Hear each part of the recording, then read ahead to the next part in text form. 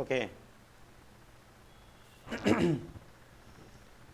करतार के YouTube studio में आपका स्वागत है और हम लोग स्केलर एंड वेक्टर्स के टॉपिक को आगे बढ़ाएंगे और फिर आज जो है कि 25 क्वेश्चंस का डिस्कस करेंगे,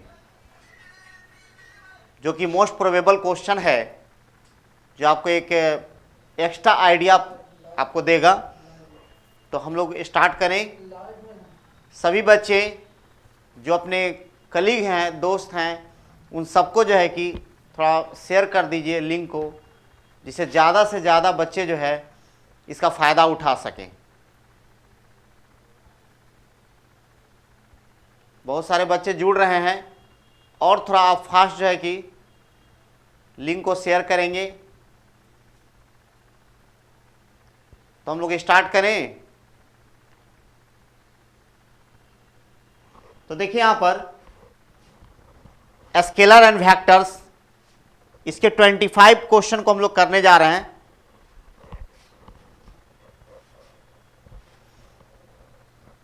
आपके सामने क्वेश्चन नंबर 1 है, निम्न में कौन अदिश राशि है? Which of the following is a scalar quantity? आपको चुनना है कि इसमें कौन जो है स्केलर क्वांटिटी है। तो आप पहला ऑप्शन को देखें, बल आघूर्ण टॉर्क। तो टॉर्क देखिए टाउ आर क्रॉस एफ, ये देखिए वेक्टर क्वांटिटी होता है। R cross F radius vector और फोर्स वेक्टर का ये जो है कि वेक्टर प्रोडक्ट होता है और इससे हम लोग को जो आउटपुट मिलता है वो वेक्टर होता है, इसलिए ये नहीं होगा। हम लोग को चुनना है अदिश चुनना है, स्केलर चुनना है। आयाम, तो आयाम के लिए जब आप वेव इक्वेशन लिखते हैं y equal to a sin omega T, ध्यान दीजिए यहां पर, तो ये आपका ये भी जो है वेक्टर है। यहां पर एक्सलेशन त्वरण a इक्वल टू क्या होता है dv बाई dt। देखिए इस फॉर्म में आप लिख करके समझ सकते हैं इसको कि कौन वेक्टर्स फॉर्म में है होता है। तो देखिए इससे आपको स्पष्ट है कि बल आघूर्ण को आप ऐसे लिखेंगे तो आपको स्पष्ट हो जाएगा कि vector product of radius vectors and force vector होता है। और आयाम को, एम्पलीट्यूड को आप कैसे लिख सकते हैं? वेव फॉर्म जब लिखते हैं तो इस तरह, या एसएचएम का जब आप लिखते हैं, कोई पार्टिकल अगर एग्जीक्यूट कर रहा है सिंपल हार्मोनिक मोशन, तो उसके इक्वेशन को जब लिखते हैं तो आप डिस्प्लेसमेंट का जब इक्वेशन देंगे तो एम्पलीट्यूड के साथ साइन ओमेगा टी आता है। तो देखिए ये वेक्टर होता है यहाँ पर, और sine omega T is a number. अब अगर एक्सलेशन की हम लोग बात करेंगे तो ए इक्वल टू होगा डीवी बाई डी टी। यहाँ पर देखिए वेलोसिटी का आपका रेट होता है, यहाँ पर rate of change of velocity is known as acceleration. That means क्या हुआ, एक्सलेशन एक वेक्टर क्वांटिटी है वहाँ पर। और ये देखिए टाइम, टाइम का कोई डायरेक्शन देखिए नहीं होता है यहाँ पर, ये आपका स्केलर क्वांटिटी होगा, स्केलर। तो चुनना था हम लोग को निम्न में कौन अदिश राशि है, which of the following is a scalar quantity. तो आपका आंसर हो जाएगा चौथा ऑप्शन होगा टाइम, दैट इज आंसर। अब हम लोग नेक्स्ट चलेंगे क्वेश्चन नंबर 2। क्वेश्चन 2, निम्नलिखित में किस समूह में सभी राशियां सदिश है? हम लोग को चुनना है, वैसा समूह चुनना है आपको जिसमें कि ऑल आर वेक्टर क्वांटिटी। ये ध्यान देना है कि सभी जो है सदिश राशि होना चाहिए। यहाँ पर सदिश देखिए यहाँ पर, in which group of the following all quantities are vector. तो आपको चुनना है कि ऐसा कोई समूह जिसमें सारे का सारे जो वेक्टर होना चाहिए। तो देखिए यहाँ पर पहला हम ऑप्शन को देखते हैं, वर्क, ऊर्जा, और ये बल है दिया हुआ। तो आपको पता होगा कि जितना भी ऊर्जा होता है सभी ऊर्जा जो है स्केलर होता है, अदिश होता है। लेकिन यहाँ पर देखिए एक दिया हुआ है फोर्स जो वेक्टर होता है। तो हम देखिए यहाँ पर ये स्केलर हो गया आपका, वर्क एनर्जी स्केलर हो गया, और फोर्स जो है आपका एक वेक्टर हो गया। लेकिन हम लोग को वो समूह चुनना है जिसमें सारे जो है वेक्टर है। तो यहाँ पर ये नहीं हो पाएगा, ये कट कर देंगे, ये नहीं होगा, क्योंकि सारा जब समूह में टोटल अगर मान ले कि वेक्टर होगा तो उस समूह को आपको चूज करना है। जैसे यहाँ पर देखिए दूसरा में हम लोग आते हैं, चाल, स्पीड, स्केलर होता है, इसके बाद डायरेक्शन नहीं होता है। लेकिन त्वरण क्या है, सदिश है, इसके बाद डायरेक्शन होता है। तो अब देखिए यहां पर फिर गड़बड़ा गया। जैसे आप देख सकते हैं कि ये ग्रुप जो है इसमें कुछ स्केलर है और कुछ वेक्टर्स आ जा रहे हैं। जैसे आप यहाँ पर देखिए त्वरण है, वेग है, देखिए वेग भी आपका वेक्टर हो जाएगा, तो ये आपका देखिए वेक्टर हो गया यहाँ पर। लेकिन एक देखिए स्केलर है यहाँ पर, तो ये भी ग्रुप होगा, उसको हम काउंट नहीं कर सकते। यहाँ पर स्पीड है तो आपका स्केलर हो गया यहाँ पर, और एक्सेलरेशन और वेलोसिटी क्या हो गया, ये वेक्टर हो गया। तो ये भी समूह हम लोग को करेक्ट आंसर में नहीं दिया जा सकता है, तो ये भी कट कर देंगे हम लोग। अब आगे हम लोग देखते हैं 3 नंबर में। देखिए वेग है, वेलोसिटी है, वेक्टर है, त्वरण एक्सेलरेशन जो है वेक्टर है, बल फोर्स जो है वेक्टर है। देखिए तो इसमें चुनना है हम लोग को कि वैसा समूह जिसमें सभी क्या होना चाहिए, वेक्टर होना चाहिए। तो ये आपका करेक्ट आंसर हो जाएगा 3। फिर हम लोग चौथा ऑप्शन को भी देख ले थोड़ा। देखिए ऊष्मा है, तो ऊष्मा हीट है, एक एनर्जी है, heat is a form of energy, तो ये भी आपका स्केलर होगा। प्रकाश light is a form of energy, तो ये भी आपका जो है क्या होगा, स्केलर हो जाएगा। और विद्युत ऊर्जा इलेक्ट्रिक करेंट, देखिए बड़ा इंपॉर्टेंट ये है, इलेक्ट्रिक करेंट के बारे में समझना होगा कि current having magnitude as well as direction but does not follow a certain laws of addition, so it is a scalar quantity. तो ये देखिए भी स्केलर हो गया यहाँ पर। तो आप देख सकते हैं अगर हम लोग को चुनना रहता कि ऐसा समूह जिसमें सभी स्केलर हो, तो ये आपका 4 नंबर ऑप्शन हो सकता है। देखिए ऊष्मा, प्रकाश, विद्युत ऊर्जा स्केलर है, हीट, लाइट, इलेक्ट्रिक करेंट ये आपका स्केलर होता। लेकिन आप यहाँ पर प्रश्न के आधार पर आप करेक्ट आंसर 3 देंगे। वेग, त्वरण, बल, वेलोसिटी, एक्सेलरेशन, फोर्स क्या होगा, ये वेक्टर का ये ग्रुप है ये। तब हम लोग नेक्स्ट चलते हैं क्वेश्चन नंबर 3। क्वेश्चन नंबर 3 देखिए, निम्नलिखित में किस समूह की सभी राशियां अदिश है। देखिए जिसकी हम लोग चर्चा कर रहे थे कि ऐसा अगर पूछा जाए कि उस ग्रुप में जितने भी फिजिकल क्वांटिटी हैं वो टोटल जो है क्या होना चाहिए, स्केलर। तो ये इसी प्रकार का क्वेश्चन है। In which group of the following quantities all quantities are scalar. तो यहाँ पर हम लोग चलेंगे, सब चुनना है आपको, अदिश होना चाहिए, स्केलर होना चाहिए।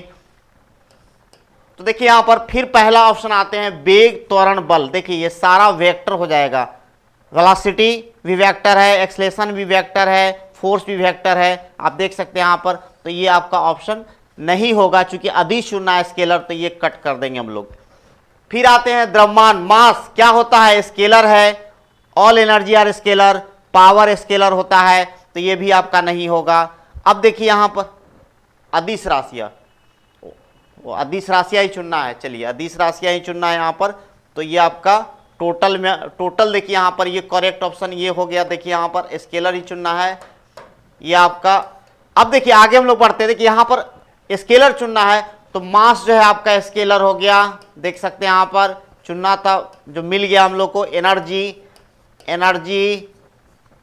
एनर्जी भी स्केलर है, ऑल एनर्जी स्केलर। और पावर P इक्वल टू देखिए W/T होता है। तो देखिए यहाँ पर स्केलर है, और आप जानते हैं कि स्केलर और स्केलर का डिवीजन क्या होता है, स्केलर होता है। तो ये आपका करेक्ट ऑप्शन हो गया यहाँ पर। लेकिन और हम लोग ऑप्शन को देखेंगे, जो चुनना था हम लोग को मिल चुका है।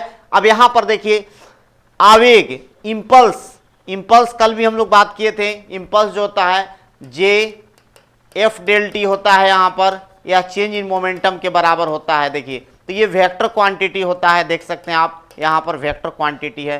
फोर्स भी वेक्टर होता है। अब यहाँ बल आघूर्ण, तो फोर्स का मोमेंट भी जो है क्या होगा, वेक्टर होगा। और वेलोसिटी भी वेक्टर होता है। अगर वेक्टर का अगर ग्रुप चुनना होता, अगर ऐसा ऑप्शन मिले तो आप उसमें आप दे सकते हैं। संवेग, मोमेंटम, ये भी वेक्टर होता है। फोर्स वेक्टर है, और यहाँ विद्युत आवेश स्केलर है। देखिए यहाँ पर सारे का एक बार और हम लोग बात करते हैं, फिर से एक बार आ जाते हैं, क्योंकि हर कंसेप्ट को देखना होगा। वेलोसिटी, देखिए यहाँ पर वेलोसिटी देखिए वेक्टर है, एक्सेलरेशन जो है वेक्टर है, फोर्स जो है क्या है, वेक्टर है। लेकिन हम लोग को कौन सा ग्रुप चुनना है जिसमें सब स्केलर है। तो देखिए मास स्केलर, ऊर्जा एनर्जी स्केलर, पावर स्केलर हो जाएगा। तो ये ऑप्शन करेक्ट हो गया। और इसकी भी हम लोग देख ले, बात कर ले। आवेग जो है, इंपल्स जो है वेक्टर होता है, बल आघूर्ण वेक्टर होता है, वेलोसिटी वेक्टर होता है, संवेग मोमेंटम वेक्टर होता है, फोर्स वेक्टर होता है, विद्युत आवेश इलेक्ट्रिक चार्ज स्केलर होता है। तो आप इतना याद रख सकते हैं इससे, चूंकि इस तरह का जब भी क्वेश्चन आएगा तो और क्वेश्चन में आपको इस तरह का कंसेप्ट काम करेगा। तो ये हर जो है चॉइस को हम लोग देखेंगे, हर पॉइंट को देखेंगे। अब देखिए नेक्स्ट हम लोग देखते हैं यहां पर क्वेश्चन नंबर 4 आपके सामने है, सदिश गुने अदिश बराबर what, vector into scalar is equal to what. तो आपको समझना होगा, इसके लिए एक एग्जांपल हम लेते हैं। देखिए आपको जैसे यहां देखिए सदिश है और ये आपका अदिश है, तो देखिए P इक्वल टू आप लिख सकते हैं एम भी। अगर इसको थोड़ा देर के लिए आप ऐसे लिख दें V इंटू एम, तो देखिए गलत नहीं होगा। आप देखिए यहां पर देख सकते हैं। तो ये देखिए आपको ध्यान देना होगा क्या है यहां पर, देखिए ये देखिए आपका वेक्टर है, ये भी वेलोसिटी वेक्टर है, और ये क्या है, मास हमेशा स्केलर होता है, देख सकते हैं आप यहां पर। तो जब भी अगर पूछा जाए कि सदिश वेक्टर इनटू अदिश स्केलर, तो आपको क्या बोलना होगा, आपको वेक्टर बोलना होगा। तो आप देखिए ऑप्शन पहला ही करेक्ट है। देखिए यहां पर और बहुत सारा एग्जांपल हम लोग लिख सकते हैं, एफ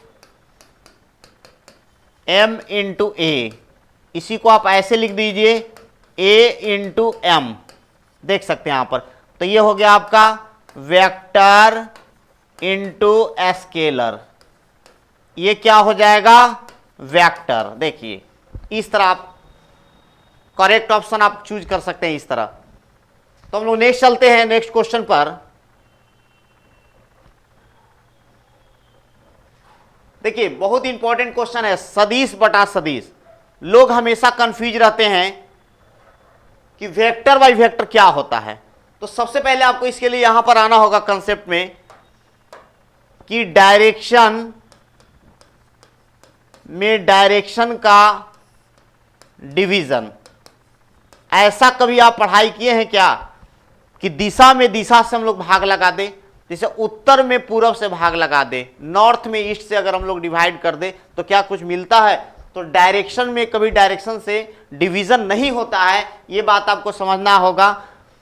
तो हमेशा ये अनडिफाइंड हो जाएगा। जब भी अगर आपको दिया जाए कि वेक्टर बाय वेक्टर, तो आपको ध्यान रखना है यहां पर कि डायरेक्शन में डायरेक्शन से डिवीजन नहीं होगा। जैसे मान लिया जाए, लिखा जाए यहां पर एक वेक्टर है ए और दूसरा वेक्टर है बी, 2 मीटर ड्यू ईस्ट कर दें हम लोग, और ले बी वेक्टर को 4 मीटर ड्यू साउथ ले लें, तो देखिए ये मीनिंगलेस हो जाएगा आपका।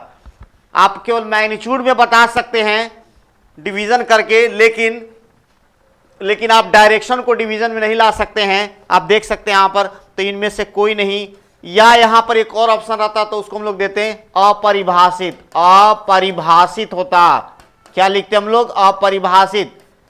इसको अंग्रेजी में अनडिफाइंड लिखा हुआ रहता, तब हम लोग उसको करेक्ट मानते। देखिए तो यहां पर वैसा कोई ऑप्शन नहीं है, इसलिए हम लोग 4 नंबर ऑप्शन को देंगे। ओके, अब नेक्स्ट क्वेश्चन पर देखते हैं। देखिए नेक्स्ट क्वेश्चन, क्वेश्चन नंबर 6, किसी बल के आयताकार घटक 3 न्यूटन एवं 4 न्यूटन है, इस बल का परिमाण क्या है।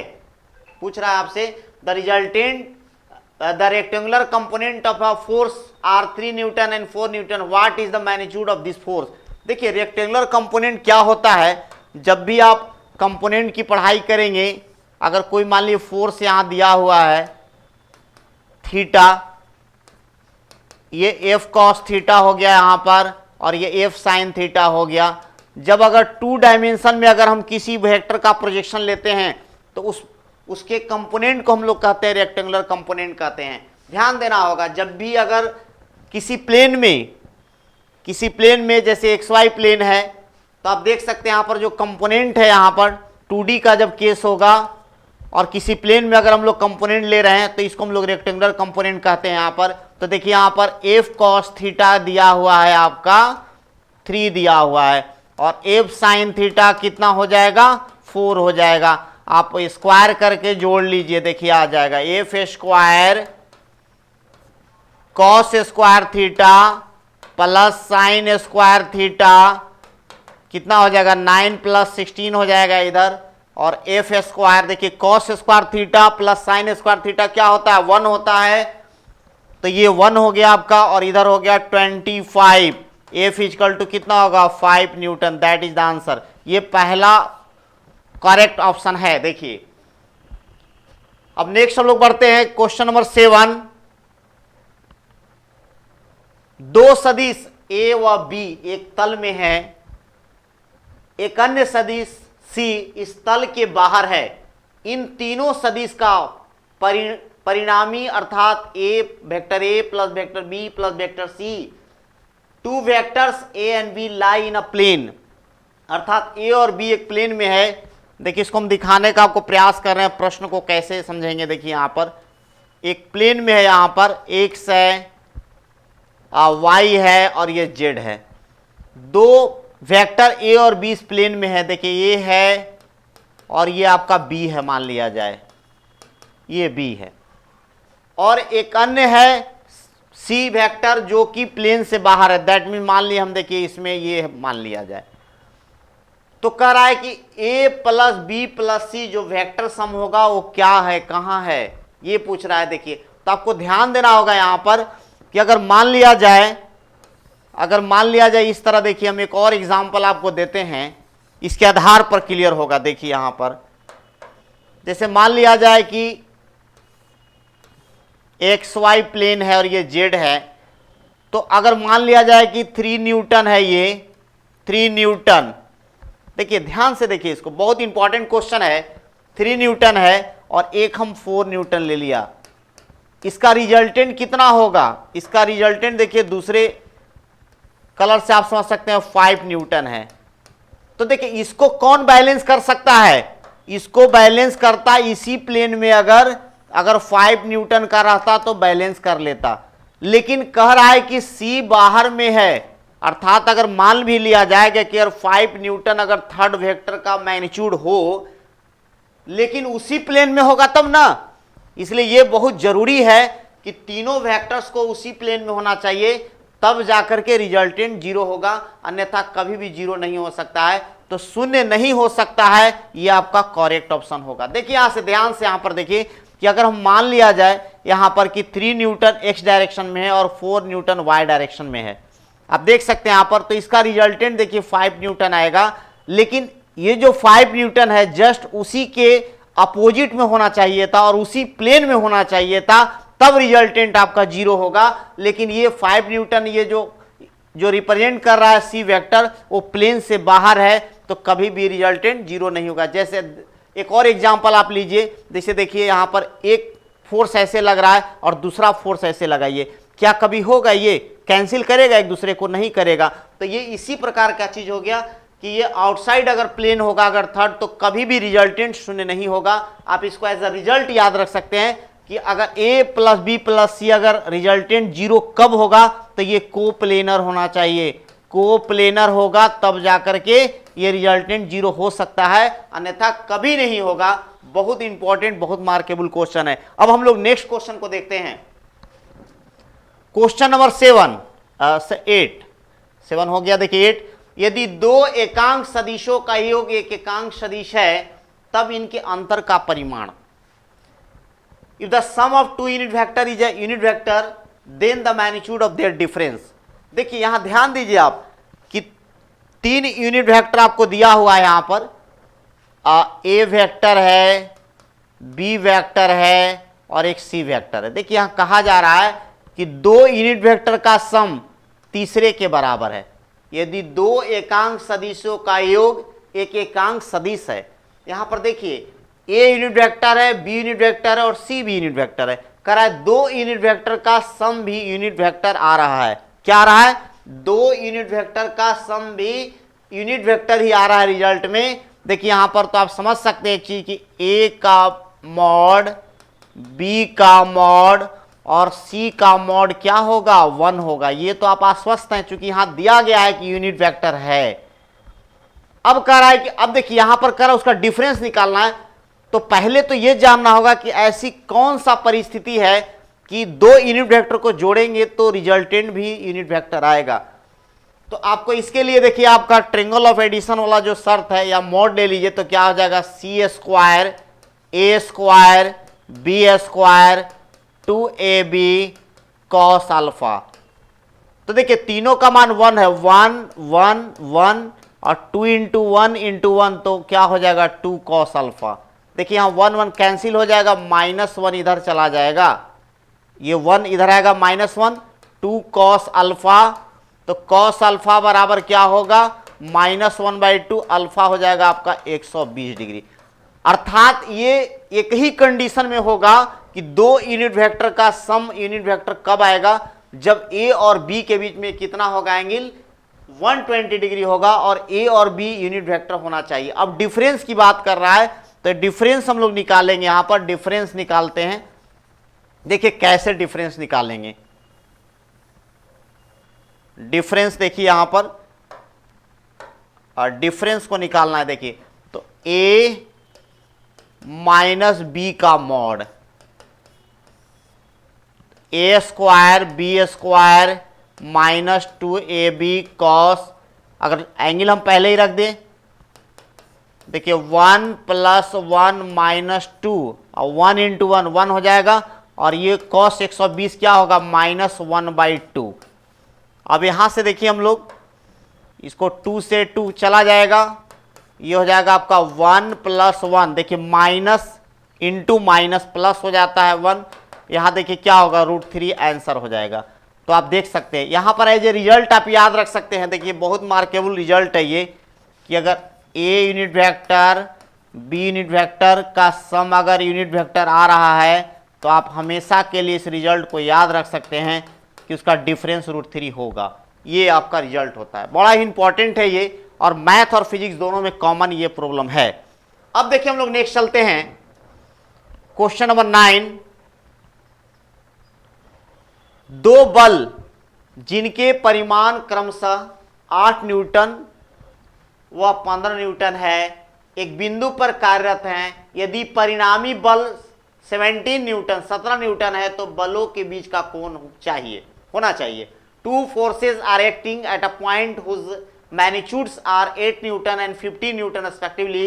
If resultant force is 17 newton then angle between forces should be. अर्थात कह रहा है कि दो फोर्स किसी पॉइंट पर एक्ट कर रहा है तो आपको और रिजल्टेंट आपको दे दिया गया है, तो निकालना है कि ए और बी अर्थात 8 न्यूटन और 15 न्यूटन के बीच में कितना एंगल होगा, ये निकालना है। तो बहुत इजी, इसको आप इस फार्मूला पर रख दीजिए, आर स्क्वायर ए square B square 2ab cos alpha.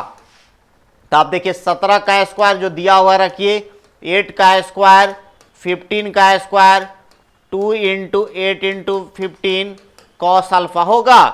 तो देखिए 17 289 हो जाएगा, और देखिए यहां पर आप कीजिए भी 289 हो जाएगा, और 15 दूना 23 30 हो गया, और ये 8 हो गया 240 हो गया। यहां पर कॉस अल्फा नहीं भी करते तो कोई बात नहीं, चूंकि ये 0 हो जा रहा है यहां पर। 240 कॉस अल्फा बराबर 0/240, ये 0 cos alpha cos 90 degree alpha 90 degree. Correct option हो जाएगा आपका 4 नंबर। देखिए एक बात और, एक शॉर्ट मेथड देखिए यहां पर, इस तरह के क्वेश्चन में इतना टाइम हम लोग नहीं देंगे, इसको ध्यान देना है। देखिए एक तरीका और है जो हम लोग आसानी से इसको बना सकते हैं। देखिए यहां पर ध्यान देना होगा। देखिए पाइथागोरस ट्रिपलेट को अगर आप जानते हैं तो आपको देखते ही बन जाएगा।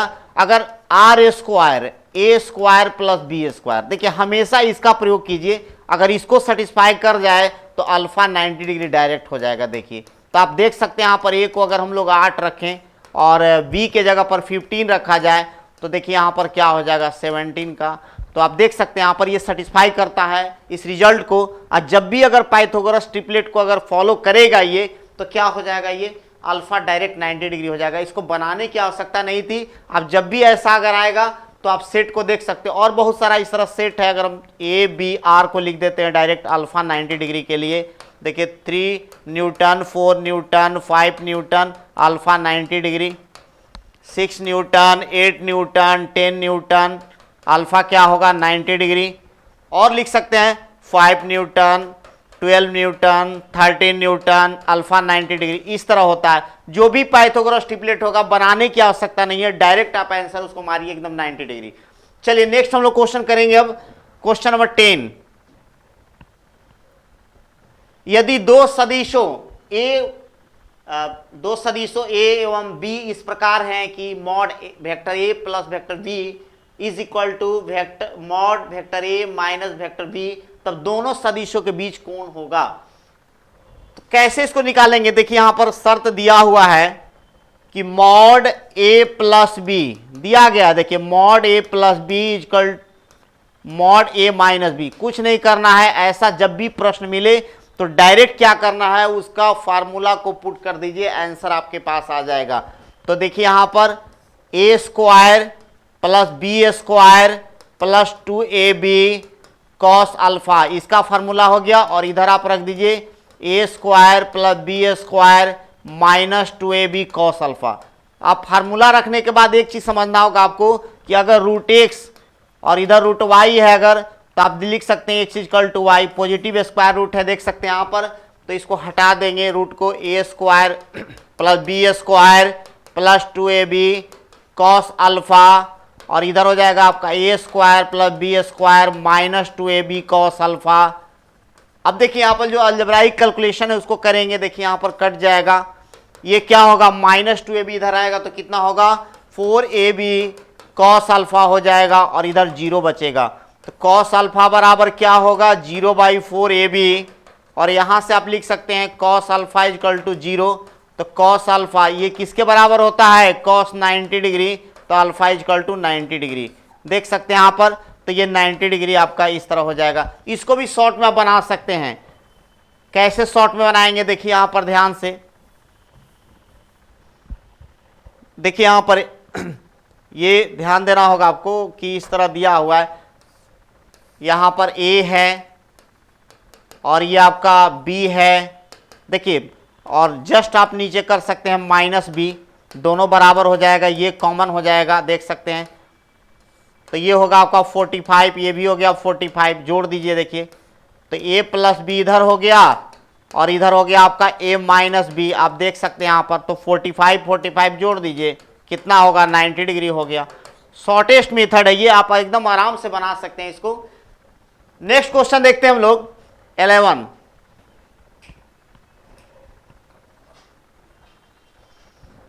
दिया गया है vector A plus vector B is equal to vector r तथा a square plus B square is equal to r square. तो आप देखिए पहले ही हम लोग जस्ट अभी प्रीवियस क्वेश्चन में किए थे कि जहां भी अगर ये रूल फॉलो करेगा तो अल्फा क्या होगा 90 डिग्री होगा, अर्थात ए और बी के बीच में कोण कितना होगा 90 डिग्री होगा, π/2 होगा। देखिए कितना आसान है, अगर पाइथागोरस ट्रिपलेट को फॉलो करता है तो डायरेक्ट आप 90 डिग्री लिख सकते हैं। लेकिन हम इसको बना के दिखाएंगे आपको, देखिए कैसे बनता है ये। यहां पर चूंकि जैसे ही ये आपको कंडीशन मिलता है, this is the condition of triangle of addition, तो आप लिखेंगे आर स्क्वायर ए square plus B square 2ab cos alpha. अब देखिए यहां पर इसको इस टर्म को देखिए आर स्क्वायर, तो ए स्क्वायर प्लस बी स्क्वायर के जगह पर हम लोग क्या लिख देंगे are square 2ab cos alpha, और ये इधर जाकर के क्या हो जाएगा 0 हो जाएगा 2ab cos अल्फा। तो cos अल्फा बराबर कितना होगा 0/2ab, तो यहां पर 0 हो गया, cos अल्फा cos 90 डिग्री होगा जी, क्योंकि cos 90 का मान 0 होता है, तो अल्फा इक्वल टू 90 डिग्री। तो सबसे अच्छा शॉर्टेस्ट है यहां पर कि जब भी अगर पाइथागोरस ट्रिपलेट वाला फॉर्म अगर फॉलो करता है तो डायरेक्ट आप 90 डिग्री लगाइए, कोई दिक्कत नहीं है वहां। फिर नेक्स्ट क्वेश्चन देखते हैं हम लोग 12, दिया गया है vector A plus vector B is equal to vector R, this is the condition of triangle of addition. और अगेन दिया हुआ, again given that magnitude A is equal to magnitude B is equal to magnitude R. तो आपको बताना है कि इनके बीच का कोण क्या होगा। तो फिर वही काम करेंगे कि ट्रायंगल ऑफ एडिशन का जैसे ही हमको कंडीशन दे रहा है तो हम पहले ये लिखते हैं फॉर्मूला आर स्क्वायर ए square B square 2ab cos alpha, ये लिख दिए हम। अब अगेन गिवन दैट दिया गया है a equal to B equal to R, आप किसी के जगह पर एक को रख सकते हैं या एक्स को मान ले कि एक्स सबके बराबर, यहां से आप पुट कर दीजिए x square x square x square 2x square cos alpha. देखिए कैंसिल हो जाएगा यहां पर, और आप देख सकते हैं यहां पर क्या होगा, ये इधर आएगा तो minus x square 2x square cos alpha, और बस इसको कटा दीजिए, क्या हो जाएगा यहां पर कैंसिल हो जाएगा। देखिए यहां -1 वहां बचेगा तो cos alpha -1/2 alpha equal to 120 degree, देख सकते हैं यहां पर। तो इस फॉर्म में तो नहीं दिया हुआ है यहां पर, तो इसको लिख सकते हैं 2π/3।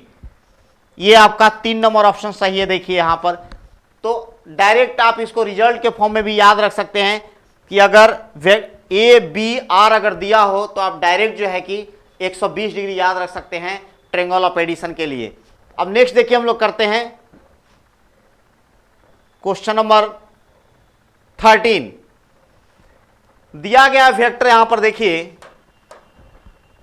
ए वेक्टर दिया हुआ है 3i + 2j + 3k एवं b equal to 5i - 2j - 3k, बीच का कोण का मान होगा। देखिए हम लोग को एंगल निकालना है, तो आप जानते हैं यहां पर कि a डॉट बी ए का मॉड बी का मॉड और कॉस थीटा होता है। क्या होता है,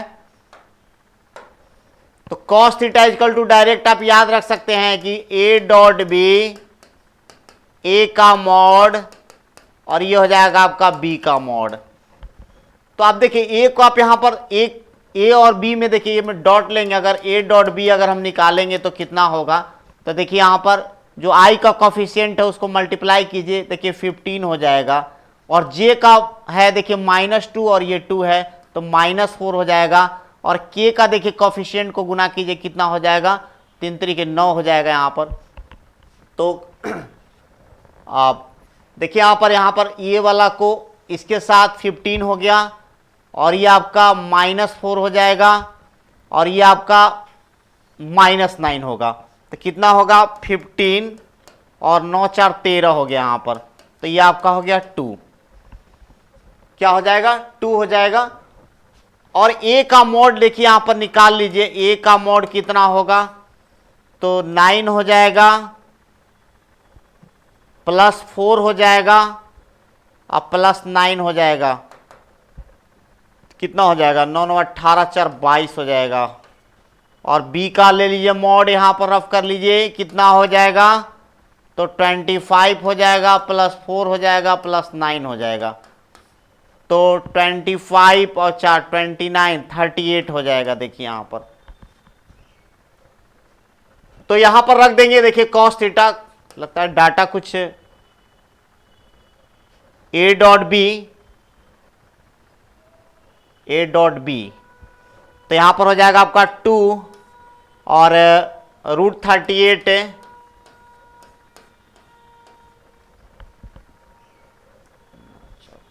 यहां पर डाटा देखिए, इसमें डाटा थोड़ा समझ में, देखिए यहां पर इसको कॉस थीटा तो अप्रॉक्स ले लीजिए, यहां पर देखिए 36, आप इसको राउंड अप कीजिए 36 हो जाएगा, तो कितना होगा 6 और 16 4, इस तरह हम लोग इसको करते हैं। देखिए यहां पर तो कॉस थीटा कितना होगा 0.33, अप्रॉक्स लेके चलेंगे हम लोग, तो थीटा इक्वल टू क्या होगा कॉस इनवर्स 0.35, तो ये आपका ऑप्शन देखिए इस तरह है, अप्रॉक्स आप ले सकते हैं इसको। नेक्स्ट देखिए क्वेश्चन हम लोग देखते हैं। देखिए जब भी अगर एंगल की बात हो तो हमेशा डॉट प्रोडक्ट का यूज कीजिएगा, हमेशा डॉट, जब तक ये नहीं कहा जाए कि क्रॉस प्रोडक्ट का प्रयोग करके निकालिए, तो हमेशा हम लोग डॉट निकालेंगे और इससे आपका आंसर आ जाएगा। देखिए नेक्स्ट यहां पर देखेंगे 14 नंबर, एक सदिश XY प्लेन में, इसका देखिए यहां पर ध्यान से एक सदिश है यहां पर दिया हुआ है, कह रहा है कि XY प्लेन में इसका लेंथ कितना होगा। तो आप पहले वेक्टर को लिख लीजिए, कुछ वेक्टर इसको मान लेते हैं, a vector equal to 3i + j + 2k। तो देखिए length in XY plane, length in XY plane अगर लिखना हो तो देखिए x का मतलब i समझिए और y का मतलब j समझिए, इसको भूल जाइए आप, और इसके कॉफिशिएंट को लेकर के स्क्वायर करके रूट ले लीजिए, 3 3 के 9 प्लस 1 क्या होगा, √10 हो जाएगा। That is the answer.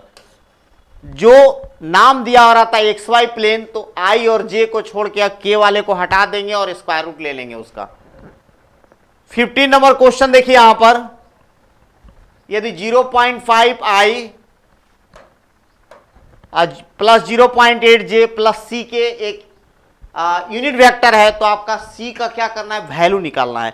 कैसे निकालेंगे वैल्यू, यहां पर देखिए, तो ये यूनिट वेक्टर पहले से ही गिवन है, 0.5I 0.8J प्लस C के। जब यूनिट वेक्टर दिया हो दोनों तरफ मॉड ले लीजिए। देखिए यहां पर ये 1 हो गया और ये कितना होगा, 0.25 पे स्क्वायर करेंगे यहां पर जब मॉड ले रहे हैं, तो 0.64 प्लस C स्क्वायर होगा 1, इसको जोड़िए 0.89 प्लस C स्क्वायर होगा, स्क्वायर कर दीजिए 1, 0.89 प्लस C स्क्वायर, इसको घटाइए 0.11 इक्वल टू C स्क्वायर, तो C बराबर क्या होगा, √0.11। That is the answer, 4 number. अब लोग नेक्स्ट क्वेश्चन देखते हैं। देखिए 16 नंबर क्वेश्चन, यदि ए व बी दो लंबवत सदिश हैं, देखिए दोनों परपेंडिकुलर है, तो ए का वैल्यू निकालना है। देखिए क्वेश्चन में कि दो वेक्टर है, आप जनरली इसको लिख दीजिए पहले। ए वेक्टर दिया हुआ है 5I plus 7J minus 3K और बी इक्वल टू दिया हुआ है आपका 2I plus 2J minus AK। देखिए यहां पर परपेंडिकुलर है, आप जानते हैं परपेंडिकुलर में कि A डॉट B का मान 0 होता है। पहले डॉट B ले लीजिए, कितना होगा, 10 हो जाएगा, ये कितना हो जाएगा, प्लस 14 हो जाएगा, प्लस 3A हो जाएगा इक्वल टू 0, कितना इसको जोड़िएगा 24, 3A 0।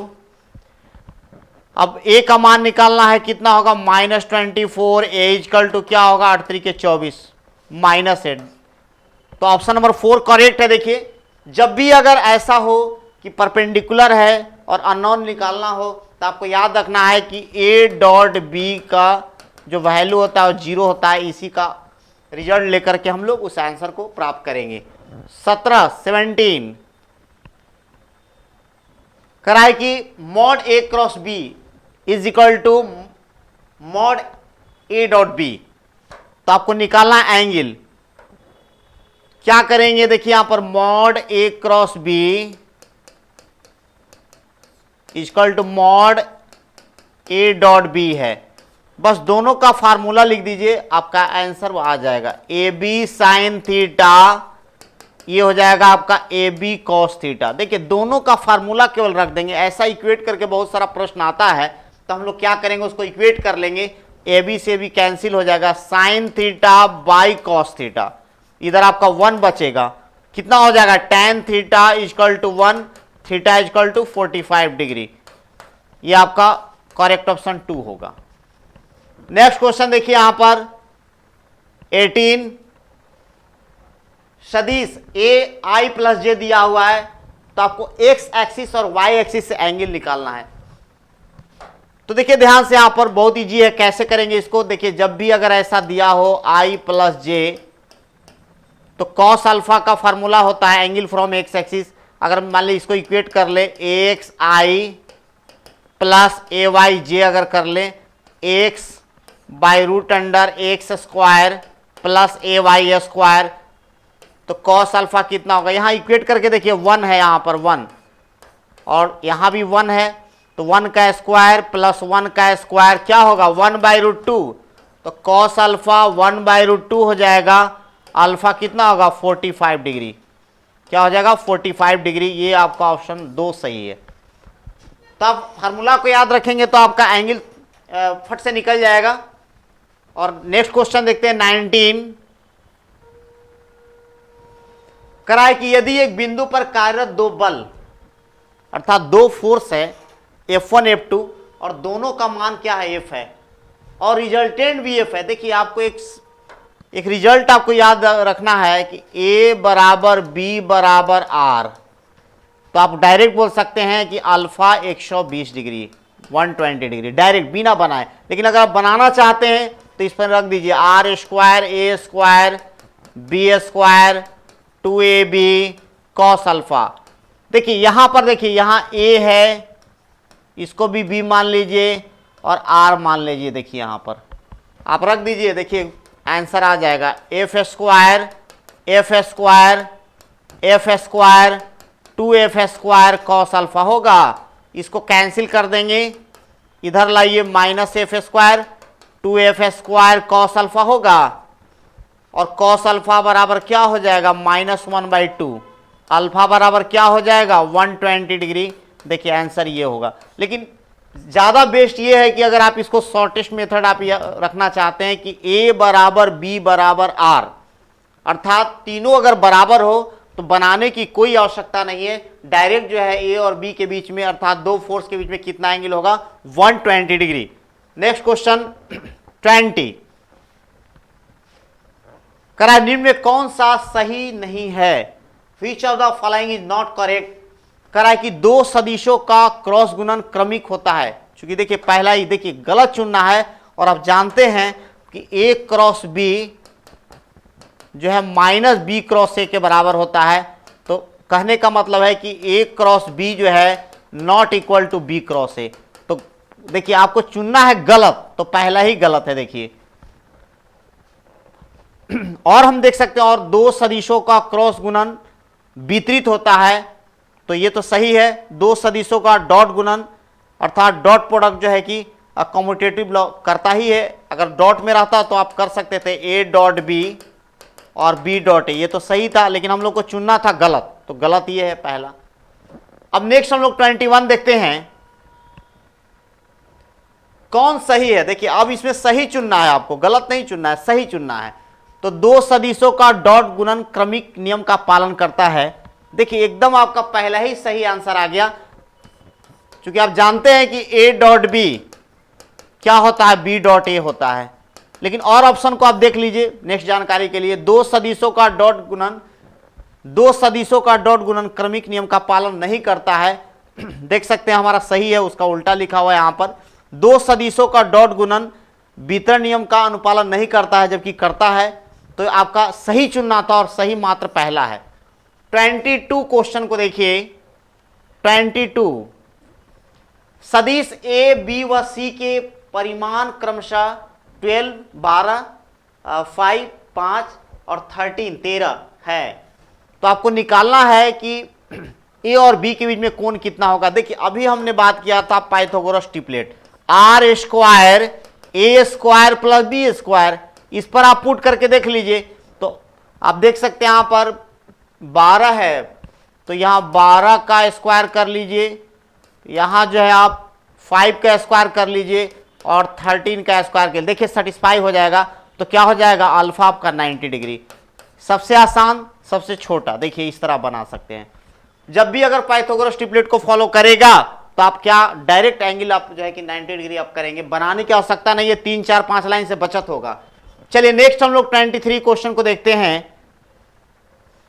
5 किलोग्राम के पिंड पर कार्यरत एक बल 10i - 3j + 6k उस पिंड को 6i + 5j - 3k मीटर से 10i - 2j + 7k मीटर तक विस्थापित कर देता है। तो किया गया कार्य आपको निकालना, वर्क डन निकालना है। बहुत ईजी, देखिए कैसे निकालते हैं। तो आप देख सकते हैं यहां पर फोर्स दिया हुआ है, लेकिन आप देखिए कहां से कहां तक डिस्प्लेस हुआ है, पहले ये देखना होता है। तो आप मान लीजिए R1 दिया हुआ है, ये R1 दिया हुआ है आपका कितना, देखिए 6i + 5j - 3k। R2 कितना दिया हुआ है 10i - 2j + 7k, और आपको निकालना है R2 - R1। तो R वेक्टर कितना होगा R2 - R1, डिस्प्लेसमेंट निकाल रहे हैं हम लोग। तो 10i - 2j + 7k -6i + 5j - 3k, और ये आपका R डिस्प्लेसमेंट कितना होगा, देखिए यहां पर 10i - 6i तो 4i होगा, -2j, और देखिए -5 जो हो जाएगा तो -7j और 7k, और माइनस में प्लस तो कितना होगा 10k। और यहां से आप F दिया हुआ है आपका कितना दिया हुआ है, देखिए वहां पर 10i plus -3j plus 6k।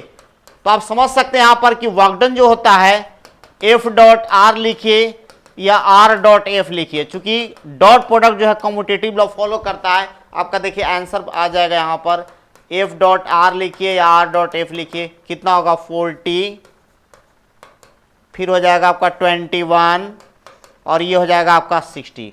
कितना होगा देखिए 121 joule, that is the answer. देखिए इस तरह आप बनाएंगे, बहुत इजी होता है। देखिए ऐसा होगा कि कभी कभी मास दिया हुआ रहेगा, आपको डेविएट करने के लिए मास का प्रयोग नहीं हो सकता है। देख सकते हैं आप इस फार्मूला में, देखिए तो आप क्या करेंगे कि पोजीशन वेक्टर को घटा लेंगे और फोर्स के साथ डॉट ले लीजिएगा। इस तरह का अक्सर प्रश्न आता है जो बहुत इजी होता है, आप केवल बनाना प्रारंभ कर दीजिएगा तो आपको आंसर तक पहुंचा देगा ये। अब चलिए 24 नंबर क्वेश्चन देखिए। 24 कराए कि A dot B equal to 0, A cross B का मॉड 0 है, तो B एवं C के बीच कोण क्या होगा। देखिए यहां दिया हुआ है A डॉट B। देखिए आप इसका प्रॉपर्टी पर आइए कि जब A डॉट B अगर 0 हो, इसका मतलब क्या होता है, इसका मतलब होता है A vector perpendicular to vector. दूसरा दिया हुआ है आपका A cross B equal to 0 दिया हुआ है। देखिए यहां पर देखिए थोड़ा सा बस यहां A क्रॉस C तो B और C, ये देखिए यहां पर